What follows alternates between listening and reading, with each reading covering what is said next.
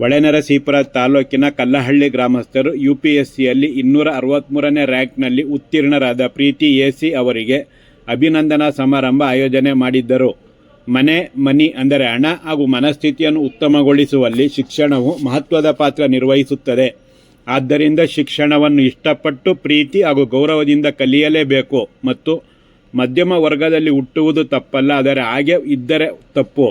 ಜೀವನವನ್ನು ಸವಾಲಾಗಿ ಸ್ವೀಕರಿಸಿ ತಂದೆ ತಾಯಿ ಹೆಮ್ಮೆ ಪಡುವಂತೆ ಮಾಡುವಂತಹ ಶಕ್ತಿ ಇರುವ ಶಿಕ್ಷಣಕ್ಕೆ ಮಹತ್ವ ನೀಡಿ ಚೆನ್ನಾಗಿ ವ್ಯಾಸಂಗ ಮಾಡಿ ಎಂದು ಪ್ರೀತಿ ಎಸಿ ಸಲಹೆ ನೀಡಿದರು. ಸನ್ಮಾನ ಸ್ವೀಕರಿಸಿ ಮಾತನಾಡಿದ ಅವರು, ಬಡತನವೆಂಬುದು ಕೀಳಿರಿಮೆಯಲ್ಲ, ಕಲಿಯಲೇಬೇಕೆಂಬ ಛಲದಿಂದ ಕೂಡಿದ ಆತ್ಮವಿಶ್ವಾಸವನ್ನು ಬಡತನ ಮೂಡಿಸುತ್ತದೆ. ಬಡತನದ ಬಗ್ಗೆ ನಕಾರಾತ್ಮಕವಾಗಿ ಚಿಂತಿಸದೆ ಒಂದು ಒಳ್ಳೆಯ ಅವಕಾಶವೆಂದು ತಿಳಿದು ಶಿಕ್ಷಣಕ್ಕೆ ಹೆಚ್ಚು ಮಹತ್ವ ನೀಡಿದಾಗ ಯಶಸ್ಸು ಶತಸಿದ್ಧವೆಂದರು. 7ನೇ ತರಗತಿಯಲ್ಲಿ ವ್ಯಾಸಂಗ ಮಾಡುತ್ತಿದ್ದ ಸಂದರ್ಭದಲ್ಲಿ ಹೆಚ್ಚು ಅಂಕ ಪಡೆದ ಕಾರಣ ಅಂದು ಗ್ರಾಮಸ್ಥರು ಆಯೋಜಿಸಿದ್ದ ಪ್ರತಿಭಾ ಪುರಸ್ಕಾರ ಕಾರ್ಯಕ್ರಮದಲ್ಲಿ ರಾಷ್ಟ್ರೀಯ ಲಾಂಛನದ ಒಂದು ಮೂರ್ತಿಯನ್ನು ಕೊಡುಗೆಯಾಗಿ ನೀಡಿ ಗೌರವಿಸಿದ್ದರು. ಆ ಲಾಂಛನವು ನನ್ನಲ್ಲಿ ವಿಶೇಷ ಆಸಕ್ತಿ ಮೂಡಿಸುವ ಜೊತೆಗೆ ಮಹತ್ವದ ಪರಿಕಲ್ಪನೆಯನ್ನು ಮೂಡಿಸಿತು ಹಾಗೂ ಹೆಚ್ಚಿನ ಜವಾಬ್ದಾರಿಯಿಂದ ವ್ಯಾಸಂಗ ಮಾಡಿ UPSC ಪರೀಕ್ಷೆಯನ್ನು ಎದುರಿಸುವ ಮನಸ್ಥಿತಿ ನಿರ್ಮಾಣವಾಯಿತು ಎಂದು ತಿಳಿಸಿ, ಅಂದು ಗ್ರಾಮದಲ್ಲಿ ರಾಷ್ಟ್ರೀಯ ಲಾಂಛನ ಒಂದು ಮೂರ್ತಿಯನ್ನು ನೀಡಿದ ಗ್ರಾಮಸ್ಥರಿಗೆ ಕೃತಜ್ಞತೆ ಸಲ್ಲಿಸಿ, ಕಷ್ಟದ ದಿನಗಳಲ್ಲಿ ಹೆಚ್ಚು ಸಹಕಾರ ನೀಡಿದ ಗ್ರಾಮದ ಚೇತನ್ ಎಂಬುವರಿಗೆ ಅಭಿನಂದನೆ ಸಲ್ಲಿಸಿದರು. SSLCಯಲ್ಲಿ ಹೆಚ್ಚು ಅಂಕ ಪಡೆದ ಗ್ರಾಮದ ವಿದ್ಯಾರ್ಥಿಗಳು ಹಾಗೂ ಸರ್ಕಾರಿ ಇಂಜಿನಿಯರ್ ಹುದ್ದೆ ಪಡೆದ ಗ್ರಾಮದ ಅನಿಲ್ ಅವರನ್ನು ಸನ್ಮಾನಿಸಲಾಯಿತು. ಹಳ್ಳಿ ಮೈಸೂರು ನಾಡ ಕಚೇರಿ ಉಪ ತಹಶೀಲ್ದಾರ್ ಶಿವಕುಮಾರ್, ಮುಖ್ಯ ಶಿಕ್ಷಕ ಮಹೇಶಪ್ಪ, ಗ್ರಾಮ ಪಂಚಾಯತ್ ಮಾಜಿ ಅಧ್ಯಕ್ಷ ಸಾಂಬಶಿವ, ನಿವೃತ್ತ ಶಿಕ್ಷಕ ತೇಜಮೂರ್ತಿ, ಗುಡ್ಡೇನಹಳ್ಳಿ ವಸತಿ ಶಾಲೆಯ ಮುಖ್ಯ ಶಿಕ್ಷಕ ಮಹಾದೇವ ಹಾಗೂ ಇತರರು ಮಾತನಾಡಿದರು. ಹಳ್ಳಿ ಮೈಸೂರು ಗ್ರಾಮ ಪಂಚಾಯಿತಿ ಅಧ್ಯಕ್ಷ ಚಿನ್ನಮ್ಮ, ಗ್ರಾಮ ಪಂಚಾಯಿತಿ ಸದಸ್ಯರಾದ ಲೋಕೇಶ್, ಮಹೇಶ್, ನಳಿನಾಕ್ಷಿ, ಕೃಷ್ಣನಾಯಕ ಹಾಗೂ ಚಲವರಾಜು, ಪ್ರೀತಿ ಎಸಿ ಅವರ ತಂದೆ ಧರ್ಮಬಸಪ್ಪ, ತಾಯಿ ನೇತ್ರಾವತಿ, ಗ್ರಾಮಸ್ಥರಾದ ಕೃಷ್ಣನಾಯಕ್, ರಾಜಶೇಖರ್, ಕುಮಾರ್, ನಿವೃತ್ತ ಶಿಕ್ಷಕ ಕುಮಾರಸ್ವಾಮಿ, ಕಾಂಟ್ರಾಕ್ಟರ್ ಮಹಾದೇವಪ್ಪ ಹಾಗೂ ಇತರರು ಕಾರ್ಯಕ್ರಮದಲ್ಲಿ ಭಾಗವಹಿಸಿದ್ದರು. ಪ್ರೋಗ್ರಾಮ್ಗೆ ತುಂಬಾ ಏನಕ್ಕೆ ಒಪ್ಕೊಂಡೆ ಅಂತಂದ್ರೆ, ಚೇತೋಣ್ಣ ಅವರು ನಾನು ಇವಾಗ ಸಕ್ಸಸ್ ಆದ್ಮೇಲೆ ನನ್ನ ಜೊತೆ ಇಲ್ಲ, ಸಕ್ಸಸ್ ಮುಂಚೆನೂ ಕೂಡ ನಮ್ಮ ಕಷ್ಟಗಳು ಏನಿತ್ತು ಅದೆಲ್ಲ ನಮ್ಮ ಅಪ್ಪನ ಜೊತೆ ಅವರು ಇದ್ರು. ಏನಕ್ಕೆ ಅಂದ್ರೆ ಕೆಲವೊಂದ್ಸರಿ ಹಣಕಾಸು ಅವಶ್ಯಕತೆ ಇದ್ದಾಗ್ಲೂ ಕೂಡ ಮತ್ತೆ ಹಾಕ್ತೀನಿ, ಫೋನ್ ಪೇ ಮಾಡು ಅಂತ ಹೇಳಿದಾಗೆಲ್ಲ ಮಾಡಿದ್ದಾರೆ. ಏನಕ್ಕೆ ನೆನ್ಕೊಂತಿದ್ದೀನಿ ಅಂತಂದ್ರೆ, ನಾವು ಸಕ್ಸಸ್ ಆದ್ಮೇಲೆ ಇದನ್ನೆಲ್ಲ ಮರಿಬಾರ್ದು. ಇದನ್ನ ಮರೆತರೆ ನಮ್ಮಲ್ಲಿ ಹ್ಯುಮ್ಯಾನಿಟಿ ಅನ್ನೋದು ತುಂಬಾ ಕಡಿಮೆ ಆಗೋಗುತ್ತೆ. ಸೊ ಅದಕ್ಕೆ first of all thank you Chethu ಅಣ್ಣ ಮತ್ತೆ ಅವರ ಕುಟುಂಬದವರು ನನ್ನ ಇವಾಗ ಪ್ರತಿಭಾ ಪುರಸ್ಕಾರ ಮಾಡಿಸಿದ್ರು.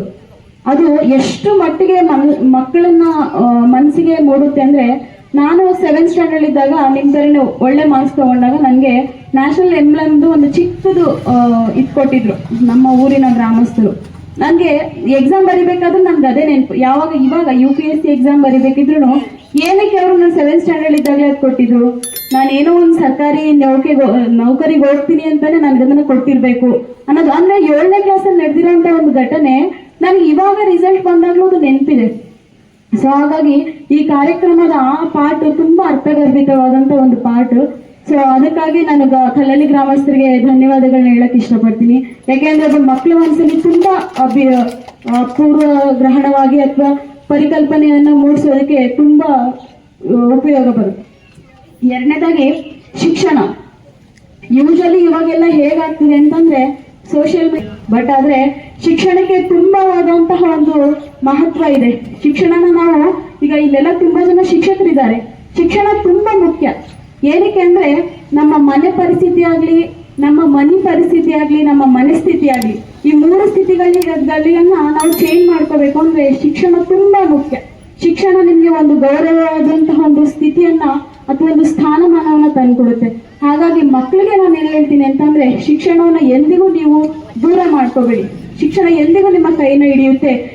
ಉದಾಹರಣೆಗೆ ನಮಗೆ ಯಾವುದೇ ಬ್ಯಾಕ್ಗ್ರೌಂಡ್ ಇಲ್ಲ, ಆದ್ರೂ ಇವತ್ತು ಶಿಕ್ಷಣ ಇದ್ದಿದ್ದರಿಂದನೇ ನಾನು ಈ ಸ್ಟೇಜ್ ವರ್ಗು ಬರಕ್ ಸಾಧ್ಯ ಆಗಿದ್ದು.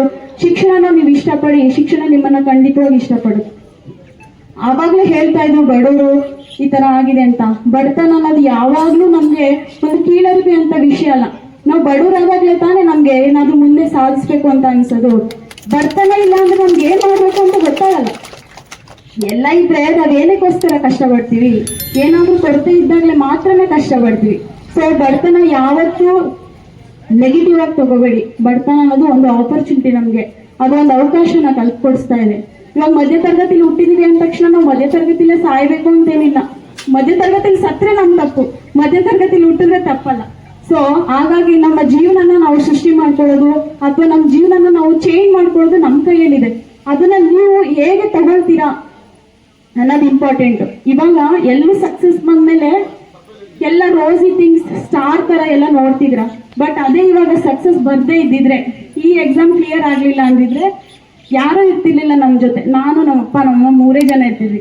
ಅದು ತುಂಬಾ ಎಷ್ಟು ಕಷ್ಟ ಆಗ್ತಿತ್ತು ಆ ಪರಿಸ್ಥಿತಿ ಅಂತಂದ್ರೆ, ಇವಾಗ ಇರೋ ದುಡ್ಡೆಲ್ಲ ನಾವು ಎಜುಕೇಶನ್ ಮೇಲೆ ಇನ್ವೆಸ್ಟ್ ಮಾಡಿದೀವಿ, ಏಜ್ ಆಗ್ತಿದೆ, ಮತ್ತೆ ಊರಲ್ಲಿರೋ ಜನಗಳಿಗೆ ನಾವು ಉತ್ತರ ಕೊಡ್ಬೇಕು. ಏನ್ ಮಾಡ್ತಿದ್ಯಾ, ಏನಕ್ಕೆ ಇಷ್ಟು ವರ್ಷ ಆದ್ಮೇಲೆ ಮಗಳಿಗೆ ಮದುವೆ ಮಾಡಿದ್ರೆ ಏನಕ್ಕೆ ಈ ತರ ಎಲ್ಲ ಮಾಡಿದ್ಯಾ ಅನ್ನೋದು ತುಂಬಾ ಜನ ಕೇಳ್ತಾರೆ. ನಾವೆಲ್ಲ ಹೈದರಾಬಾದ್ ಹೋಗಿ ಓದೋದು ದೊಡ್ಡ ವಿಷಯ ಅಲ್ಲ, ಊರಲ್ಲಿದ್ದು ಅಂತ ಮಾತುಗಳಿಗೆ ಆನ್ಸರ್ ಕೊಡೋದಿದೆಯಲ್ಲ ಅಪ್ಪ ಅಮ್ಮ, ಅದು ತುಂಬಾ ಕಷ್ಟಕರವಾದಂತ ಒಂದು ವಿಷಯ. ಏನಕ್ಕೆ ಹೇಳ್ತೀನಿ ಅಂತಂದ್ರೆ, ಫಾರ್ ಎಕ್ಸಾಂಪಲ್ ಈಗ ಯಾವ್ದೋ ಒಂದು ಬಟ್ಟೆ ಹಾಕೊಳ್ತೀವಿ, 4 ಜನ ಚೆನ್ನಾಗಿಲ್ಲ ಅಂದ ತಕ್ಷಣ ನಮ್ಗೆ ಏನೋ ಅನ್ಸುತ್ತೆ, ಅಯ್ಯೋ ಏನೋ ತಪ್ಪಿರ್ಬೇಕು, ಚೇಂಜ್ ಮಾಡ್ಬೇಕು ಅಂತ. ಅದೇ ನಮ್ಮ ಜೀವನದಲ್ಲಿ ತಗೊಂಡಿರುವಂತ ಉದ್ದೇಶಗಳು, ನಮ್ಮ ಜೀವನದಲ್ಲಿ ತಗೊಂಡಿರುವಂತ ನಿರ್ಧಾರಗಳು ತಪ್ಪಿಲ್ಲ ಅಂತ 4 ಜನ ಕೈ ಬೆರಳು ಮಾಡಿ ತೋರಿಸಿದ್ರೆ ಅವಾಗ ಗೊತ್ತಾಗುತ್ತೆ. ಅದನ್ನ ಜಸ್ಟಿಫೈ ಮಾಡ್ಕೊಳ್ಳೋದಿದೆಯಲ್ಲ, ಅದು ಅಪ್ಪ ಅಮ್ಮ ತುಂಬಾ ಚೆನ್ನಾಗಿ ನನ್ನ ವಿಷಯದಲ್ಲಿ ಮಾಡಿದ್ದಾರೆ. ಹಾಗೆ ಆಕ್ಚುಲ್ ಆಗಿ ಹೇಳ್ಬೇಕು ಅಂದ್ರೆ ಹಳ್ಳಿಗಳಲ್ಲಿ ಅಪ್ಪ ಅಮ್ಮ ಅದೇ ತರ ಇರ್ತಾರೆ. ಇಂಡಿಯಾದಲ್ಲಿ, ಭಾರತದಲ್ಲಿ ಅಪ್ಪ ಅಮ್ಮ ತಮ್ಮ ಮಕ್ಳಿಗೋಸ್ಕರ ಏನ್ ಮಾಡಕ್ ಬೇಕಾದ್ರೂ ರೆಡಿ ಇರ್ತಾರೆ. ಸೊ ಅದನ್ನ ನಾವು ಮಕ್ಕಳಾಗಿ ಅದನ್ನ ಯೋಚನೆ ಮಾಡಿ ಅವರಿಗೆ ಒಂದು ಗೌರವವಾದಂತ ಒಂದು ಸ್ಥಾನ ಇರಬೇಕು. ನಾವು ಅವ್ರ ಹೆಸರಿಗೆ ಕಪ್ಪು ಮಸಿ ಬಳಿಬಾರ್ದು ಅನ್ನೋದನ್ನ ಒಂದನ್ನ ಮನಸ್ಸಲ್ಲಿ ಇಟ್ಕೊಂಡು ನಾವೇನ್ ಆಗ್ಬೇಕು ಅಂತಿದೀವಿ ಅಂತ ಅವ್ರ ಹತ್ರ ಶೇರ್ ಮಾಡ್ಕೊಂಡು ಅದ್ರ ರೀತಿನಲ್ಲಿ ಅದೇ ಒಂದು ದಾರಿನಲ್ಲಿ ನಾವು ನಡೆದ್ರೆ ಭಗವಂತ ನಿಜವಾಗ್ಲೂ ನಮ್ಗೆ ಅದ್ರ ಬೇಕಾದಂತ ಸಕ್ಸಸ್ನ ಕೊಡ್ತಾರೆ.